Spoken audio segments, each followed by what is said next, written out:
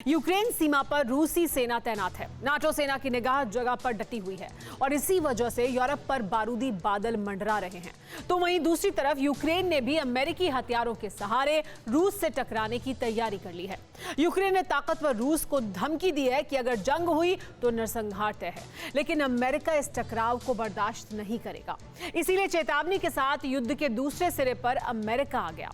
अब मैदान में दो सुपर पावर हैं और करीब 30 मिनट बाद तय हो जाएगा कि महायुद्ध हो या शांति कायम होगी। ठीक रात के 8:30 बजे प्रेसिडेंट बाइडेन और प्रेसिडेंट पुतिन के बीच हॉटलाइन पर बिग टॉक शुरू होगी, जिसका हर अपडेट हम आपको देंगे। लेकिन इसके पहले देखिए ताजा हालात पर सबसे विश्वसनीय ये रिपोर्ट।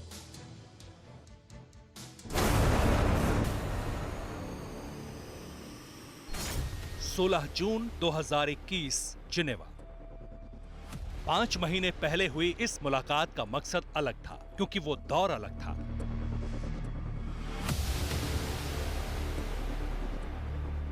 शांति की उम्मीद में दो महाशक्तियों के मिलन से इंसानियत के लिए समझौते की उम्मीद जगी थी, लेकिन चंद महीने बीते और सब कुछ बदल गया।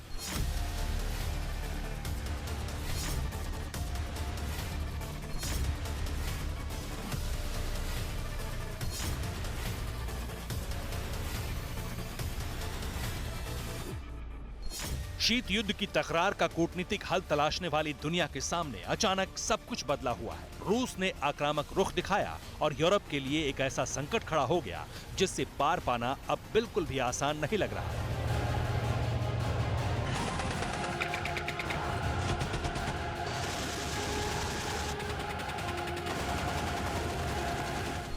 दशकों पुराने विवाद से उठ रहा धुआं अचानक बारूदी आग बनकर धधकने लगा है। यूक्रेन की सीमा पर रूस ने तैनाती बढ़ाई और जंगी बादल घेरा है, क्योंकि यहाँ टक्कर अब यूक्रेन से नहीं बल्कि पूरे यूरोप और अमेरिका से होती दिख रही है।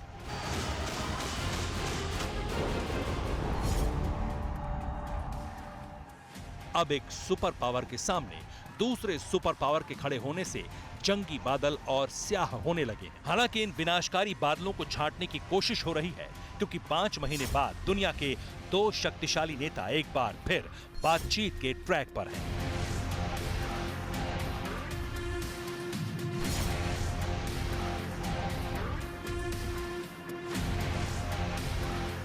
अब सवाल यह है कि अदावत के मैदान में खड़े रूस और यूएस जंग टाल पाएंगे या बाइडेन पुतिन चर्चा में महाविनाश की स्क्रिप्ट लिखेंगे। कहीं ऐसा तो नहीं कि बातचीत के बाद जंग की मुनादी हो और यूरोप पर बर्बादी छा जाए।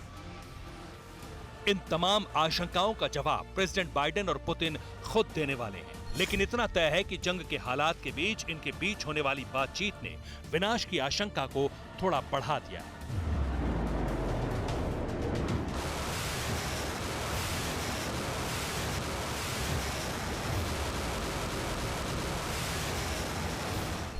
हालांकि इतिहास में कभी ऐसा नहीं हुआ कि दो देशों के सबसे ताकतवर नेता बातचीत की मेज पर आकर जंग का ऐलान करें, लेकिन इस वक्त यूक्रेन के मोर्चे पर हालात कुछ ऐसे हैं कि उम्मीद शांति कायम होने की कम लग रही है और जंग की ज्यादा।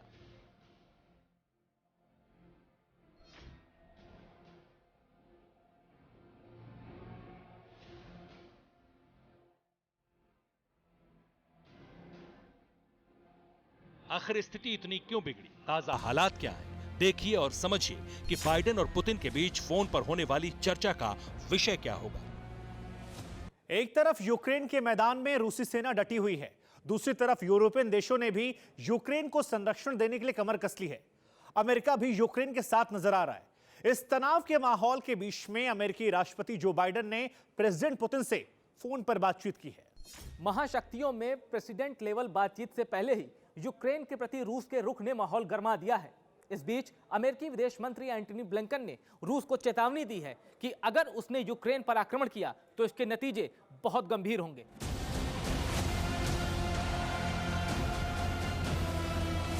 सच यह है कि यूक्रेन के मसले पर रूस और अमेरिका के बीच तनाव खतरनाक स्तर पर पहुंच चुका है। अमेरिका ने खुलेआम रूस को चेतावनी जारी करते हुए बता दिया कि अगर यूक्रेन पर हमला होता है तो फिर यूक्रेन में नाटो सेना तैनात होगी और रूस पर कई तरह के प्रतिबंध भी लगेंगे। अब सीधे तौर पर जंगी हालात के बीच ये एक धमकी है, लेकिन इस धमकी पर रूस की प्रतिक्रिया देखने के लिए थोड़ा इंतजार करना होगा। जैसे ही फोन पर प्रेसिडेंट लेवल टॉक होगी, असर महसूस होने लगेगा। लेकिन आशंका क्या है वो समझिए।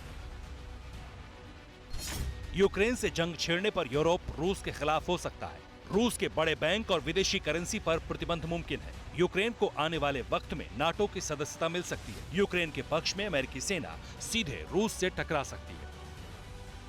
और अगर ये सब होता है तो रूस चुप नहीं बैठेगा, क्योंकि हथियारों के साथ साथ संसाधनों के मामले में रूस भी अमेरिका से पीछे नहीं। इसलिए मुमकिन है कि रूस की जंग सीधे नाटो के खिलाफ हो जाए, जिसमें यूरोपीय देश बुरी तरह पिस सकते हैं।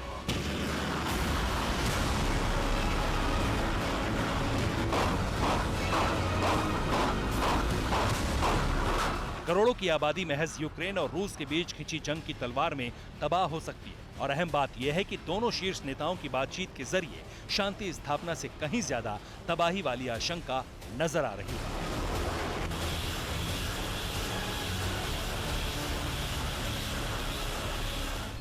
ऐसा इसलिए कहा जा रहा है क्योंकि स्थिति पूरी तरह अलग है। एक तरफ टेलीफोनिक बातचीत का मंच तैयार है, दूसरी तरफ पूरी दुनिया की नजर इस बातचीत पर है। और इनसे अलग मौजूदा वक्त में यथार्थ कुछ अलग है। जंगी माहौल की पृष्ठभूमि में यही तस्वीरें हैं जो यूक्रेन से आई हैं। रूस से टकराने की तैयारी पूरी है और शक्ति प्रदर्शन में इस्तेमाल हुए हथियार नाटो के हैं।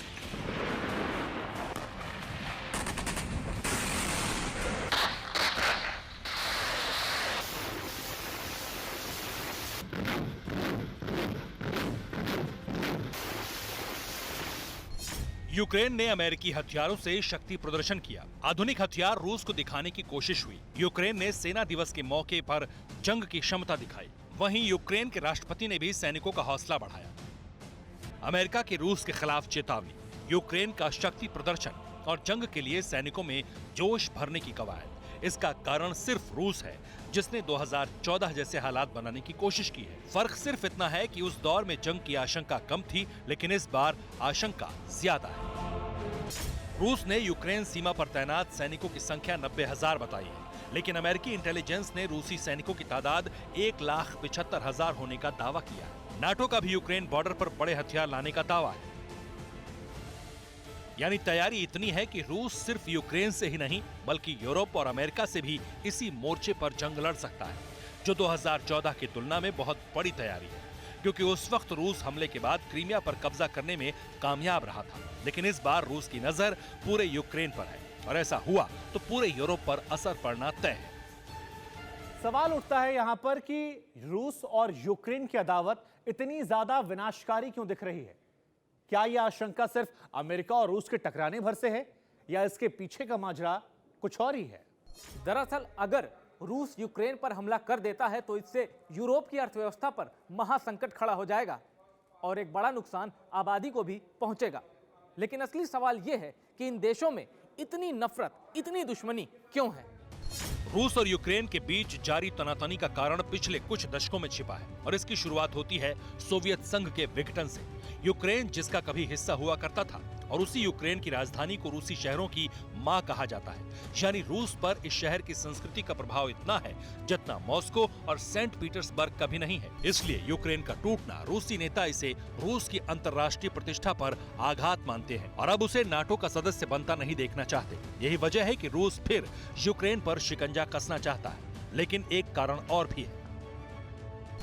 1991 में यूक्रेन यूरोप का दूसरा बड़ा देश बन गया। पश्चिमी यूक्रेन में बेहद उपजाऊ मैदानी इलाका है। पूर्वी यूक्रेन में आए विकास से बड़े उद्योग लगाए गए। यूक्रेन के संबंध रूस को छोड़कर पड़ोसियों से अच्छे हैं और यही बात रूस को करीब 3 दशक बीतने के बाद भी चुभती है। इसलिए आशंका है कि इस बार जंग हो सकती है, क्योंकि ना तो रूस पीछे हटने को तैयार है, ना ही यूरोप और अमेरिका का समर्थन हासिल करने वाला यूक्रेन झुकने को तैयार है। अब बाकी है तो सिर्फ फैसला, जो तय करेगा कि युद्ध होगा या शांति।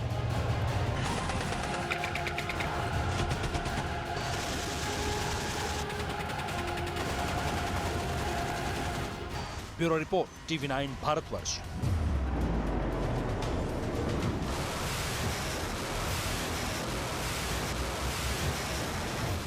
परवाह देश की, सोमवार से शुक्रवार रात 10 बजे TV9 भारतवर्ष पर।